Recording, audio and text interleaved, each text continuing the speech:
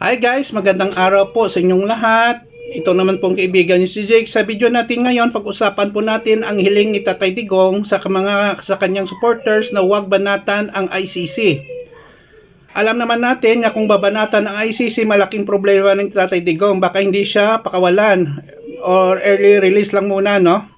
So before tayo guys magsimula, magpapasalamat muna po ako sa mga supporters, followers, subscribers, haters at lahat-lahat na nanonood sa ating channel. Maraming salamat po sa inyong walang sawang panonood at mga komento nyo. Kung bago lang kayo sa channel ko at gusto nyo ang video na ito, paki-like lang po, share, and huwag kalimutan mag-subscribe.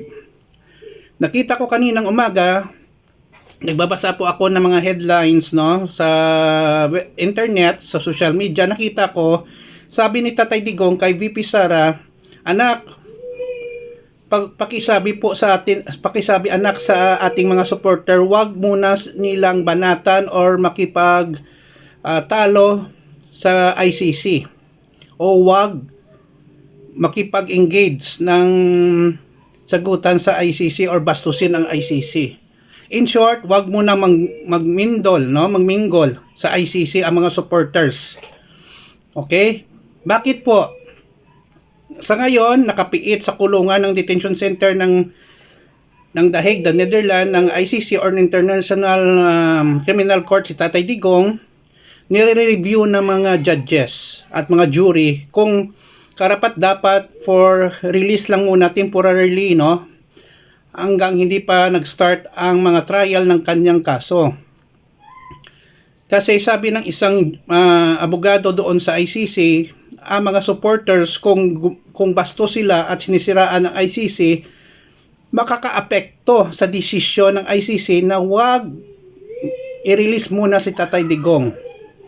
So ang hinihingi lang ni Tatay Digong is makalabas siya. Siguro makauwi dito sa Pilipinas, pero sa tingin ko, kung makauwi siya, do you think makabalik pa siya doon? Hindi na siguro kasi magtago na to eh.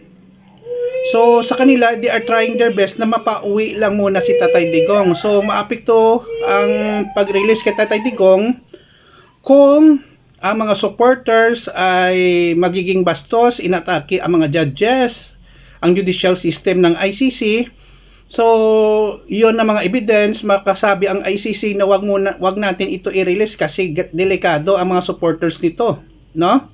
So from the part of Tatay Digong, parang nakikita natin nagmellow si Tatay Digong sa kanyang bad boy image, no? At pagmumura kasi nandoon siya nakapiit. Maganda nga ang kanyang kalagayan doon, kaso lang hindi siya makalabas. So ang hiling ni Tatay Digong sa mga supporters, wag lang stay put, maging mahinahon, wag lang banatan ang ICC, no? So magpakabait muna kayo kasi nandito pa ako sa kulungan, baka hindi ako makalabas kung mainis ang ICC sa kanya.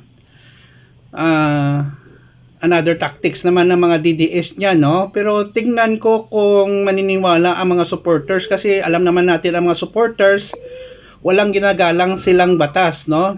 Kahit legal, binabastos nila ang mga judge, ginagawa nila ng mga malalaswang or malisyoso na mga caption. Hindi ko na dito masabi sa sa YouTube kasi hindi yon maganda, no? So yun lang po guys. Ano bang mga reaction nyo? Pakilagay lang po sa comment section ng ating video. Maraming salamat po sa inyong walang sawang panonood at suporta. Please like, share, and huwag kalimutang mag-subscribe. Mahal ko kayo, ingat po tayo palagi. Mahalin natin ang ating bansa, Pilipinas. Kita-kita po tayo guys sa susunod na video. Ito naman po ang kaibigan nyo si Jake. Paalam. Don't forget to subscribe and like lang guys. Bye-bye.